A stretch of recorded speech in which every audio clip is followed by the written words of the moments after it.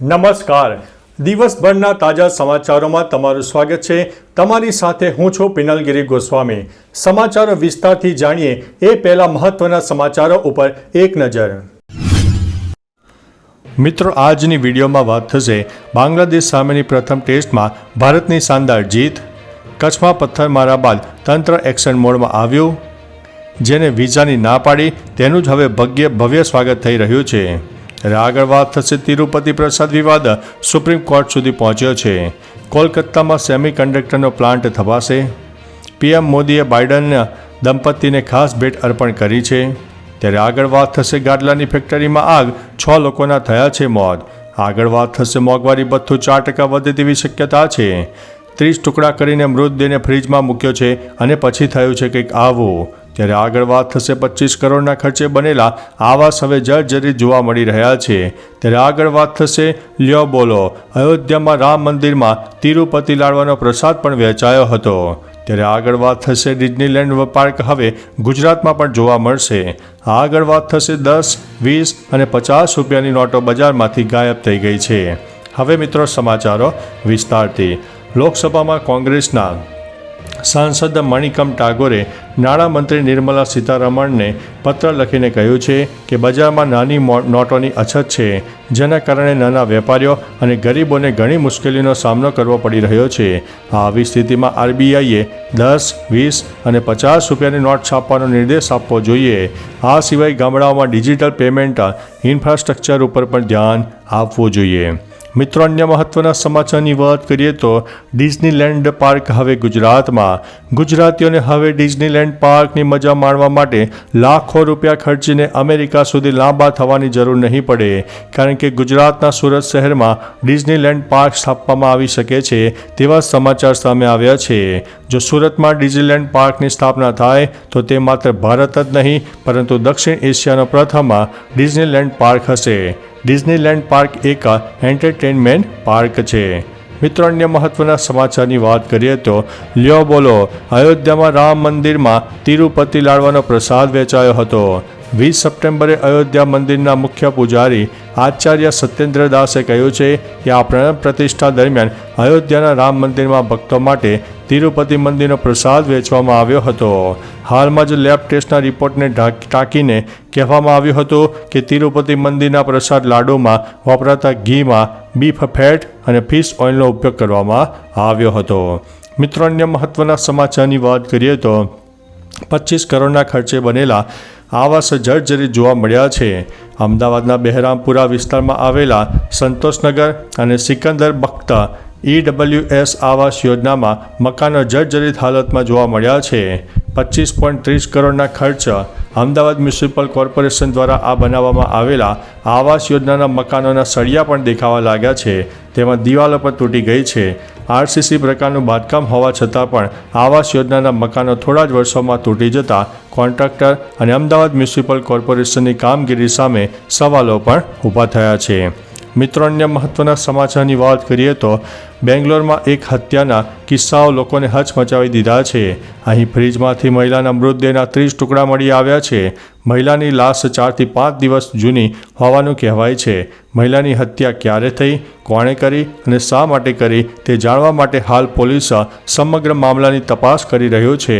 હાલ મહિલાના મૃતદેહના ટુકડાઓનું પોસ્ટમોર્ટમ પણ કરવામાં આવી રહ્યું છે. મિત્રો, અન્ય મહત્વના સમાચારની વાત કરીએ તો મોંઘવારી ભથ્થું 4% વધે તેવી શક્યતા. કેન્દ્રીય કર્મચારીઓ માટે સારા સમાચાર છે. એવું માનવામાં આવે છે કે આ મહિનાના અંત સુધીમાં અથવા તો ઓક્ટોબરના પ્રથમ સપ્તાહ સુધીમાં કર્મચારીઓના મોંઘવારી ભથ્થા એટલે કે DAમાં 3 થી 4% વધારો થઈ શકે છે. આ વધારો 1 જુલાઈ 2024થી લાગુ થશે. આ વર્ષે પણ ઓક્ટોબર મહિનામાં DAમાં વધારો કરવામાં આવ્યો છે.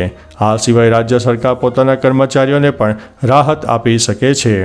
મિત્રો, અન્ય મહત્વના સમાચારની વાત કરીએ તો ગાડલાની ફેક્ટરીમાં આગ, 6 લોકોના થયા છે મોત. કાનપુર દેહાતના રાનિયામાં આવેલી ફોર્મ ગાડલા બનાવતી ફેક્ટરીમાં આગ લાગવાની ઘટના સામે આવી છે, જેમાં 6 લોકોના મોત થયા છે. નાઇટ શિફ્ટ દરમિયાન ફેક્ટરીમાં 15 જેટલા કર્મચારીઓ હાજર હતા. પ્રાથમિક તપાસ મુજબ મશીનમાંથી સ્પાર્ક આવતા અચાનક આગ ફાટી નીકળી હતી. 3 લોકો ઘટના સ્થળે મોત થયા છે, જ્યારે અન્ય 3 લોકોને સારવારમાં મોત થયા છે. ફેક્ટરીના 3 ડિરેક્ટરો વિરુદ્ધ FIR નોંધવામાં આવી છે. મિત્રો, અન્ય મહત્વના સમાચારની વાત કરીએ તો PM મોદીએ બાઇડન દંપતીને ખાસ ભેટ આપી છે. PM મોદીએ અમેરિકી રાષ્ટ્રપતિ જો બાઇડનને ચાંદીથી બનેલા પ્રાચીન હાથથી કોતરણી ટ્રેનનું મોડલ ભેટમાં આપ્યું છે. આ દુર્લભ માસ્ટરપીસ મહારાષ્ટ્રના કારીગરો દ્વારા 92.5% ચાંદીમાંથી બનાવવામાં આવી છે. તેમાં રિપોસે એટલે કે ડિઝાઇન બનાવવા માટે પાછળથી હથોડી મારવી અને જટિલી ફિલિગ્રી વર્ક છે જે તેને ખાસ બનાવે છે. આ સિવાય PMએ બાઇડનની પત્નીને જીલ બાઇડનને પણ પશ્ચિમા શાલ પણ ભેટમાં અર્પણ કરી હતી. મિત્રો, અન્ય મહત્વના સમાચારની વાત કરીએ તો કોલકાતામાં સેમિકન્ડક્ટર પ્લાન્ટ સ્થપાશે.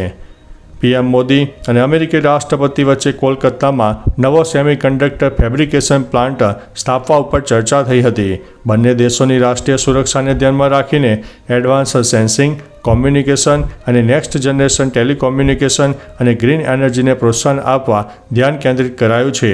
PM મોદીએ કહ્યું છે કે આ પગલાંથી ભારત સેમી, થર્ટેક અને US સ્પેર ફોર્સ વચ્ચે વ્યૂહાત્મક તકનીકીની ભાગીદારી કરી શકશે. મિત્રો, અન્ય મહત્વના સમાચારની વાત કરીએ તો તિરુપતિ પ્રસાદ વિવાદ સુપ્રીમ કોર્ટમાં પહોંચ્યો છે. શ્રી વેંકટેશ્વર સ્વામી મંદિરમાં લાડુ પ્રસાદમમાં પ્રાણીઓની ચરબીનો ઉપયોગ મામલે સુપ્રીમ કોર્ટમાં પીલ દાખલ કરવામાં આવી છે. અરજીમાં સમગ્ર મામલાની તપાસ માટે SITની રચના કરવામાં આવી છે. જ્યારે હિન્દુ સેના પ્રમુખ સુરજીતસિંહ યાદવે સુપ્રીમ કોર્ટમાં અરજી દાખલ કરી છે. અગાઉ આ જ મુદ્દા પર વકીલ સત્યમસિંહ રાજપૂતે ભારતના મુખ્ય ન્યાયાધીશ DY ચંદ્રચૂડને એક પત્ર પણ લખ્યો હતો.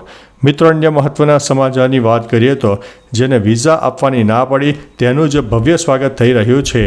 PM મોદીએ અમેરિકાના પ્રવાસે જ્યાં તેમનું અમેરિકી રાષ્ટ્રપતિ જો બાઇડન દ્વારા સ્વાગત કરવામાં આવ્યું છે. નરેન્દ્ર મોદી 1994માં પહેલી વખત અમેરિકા ગયા હતા. 2001માં તેઓ ગુજરાતના CM બન્યા. ત્યારબાદ અમેરિકાએ તેમને વિઝા આપવાની ના પાડી હતી. પછી તો 2014માં મોદી PM બન્યા અને અમેરિકા ગયા ત્યારે તેમનું ભવ્ય સ્વાગત પણ થયું હતું. અને આજે ફરીવાર 2024માં અમેરિકી રાષ્ટ્રપતિ તેમનું સ્વાગત કરી રહ્યા છે. હવે તમે જોઈ શકો છો કે સમય કેવો બદલાઈ રહ્યો છે. મિત્રો, અન્ય મહત્વના સમાચારની વાત કરીએ તો કચ્છમાં પથ્થરમારા બાદ તંત્ર એક્શન મોડમાં આવ્યું છે. કચ્છમાં ગણપતિ ઉત્સવ દરમિયાન પથ્થરમારો થયો હતો. ત્યારબાદ હવે તંત્ર એક્શનમાં આવ્યું છે. ભુજ અને માનકુવા વિસ્તારમાં જાહેર રસ્તા અને નદી વહેણમાં આવેલા અતિક્રમણને દૂર કરવામાં આવ્યા છે. સરકારી જમીન પર થયેલા દબાણો સામે સરકારે કાર્યવાહી કરી છે.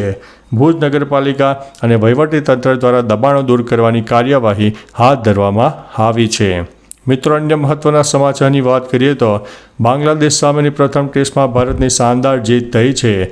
ભારતે બાંગ્લાદેશ સામેની પ્રથમ ટેસ્ટ 280 રને જીતી લીધી છે.